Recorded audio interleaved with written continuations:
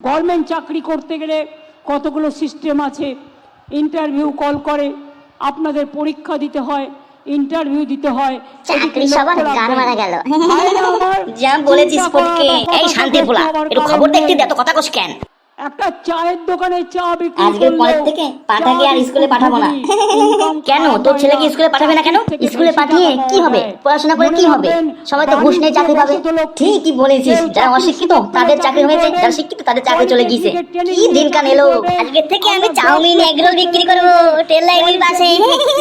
আরে চুপ কর চুপ কর, একটু খবর দেখতে দে। চাকরি করে দিয়েছি, আরো কয়েক লক্ষ চাকরি হবে খুব हम हैं तुम हैं मुलाकात करेंगे। বলছেন সরকারি চাকরির থেকে চায়ের দোকান করলে বেশি লাভ হবে। হ্যাঁ ওইদিকে বুঝলি ফটকে, আজকেই আমার ছেলেকে রেল লাইনের পাশে চাউমিন ঘুগনির দোকান দিতে বলবো। ভালোই হবে রে আগের থেকে পাঠানো, কারণ পরে গেলে না জায়গা পাবে না, সবাই তো চাউমিন এগরোল ঘুগনি দোকান দেবে। ঠিকই বলেছিস, আগের থেকে না গেলে জায়গা পাবো না, সবার তো চাকরি চলে গেছে, সবাই এখন ঘুগনি চার দোকান দেবে, এগরোলের দোকান দেবে। পাঠাকে তাড়াতাড়ি দোকান দিয়ে পাঠিয়ে দিই, যাই যাই বাড়ির দিকে যাই।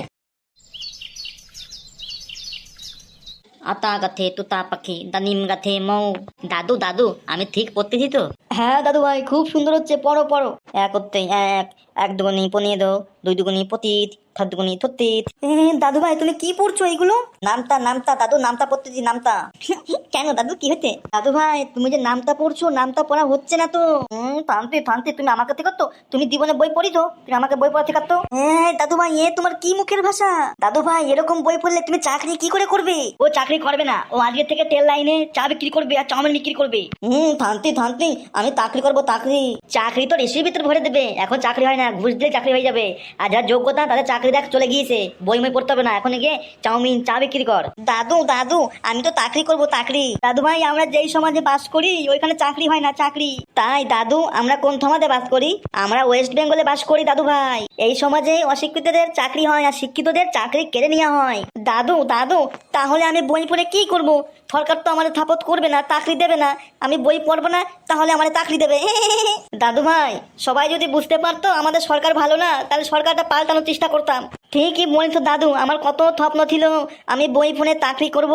জানো দাদু, আমার স্কুলের মাস্টার মশাই তার চাকরি চলে গেছে, উনি কত সুন্দর বই পড়াতো। পাঠা বই এখান থেকে ছুটে ফেলে দে, চল আজকে থেকে তুই রেল লাইনে চা বিক্রি করবি। কি বলতো বাবা, আমি চা বিক্রি করব? আমি তো চাকরি করব, কত স্বপ্ন ছিল, আমি বড় হয়ে চাকরি করব, ভালো বই পড়বো।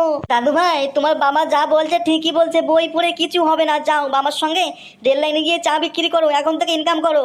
বই পড়ে তোমার চাকরি হবে না গো, চাকরি হবে না, অশিক্ষিতদের চাকরি হবে, আর বই পড়ে চাকরি পেলেও তোমার চাকরি কেড়ে নেবে গো, কেড়ে নেবে। বন্ধুরা আমাদের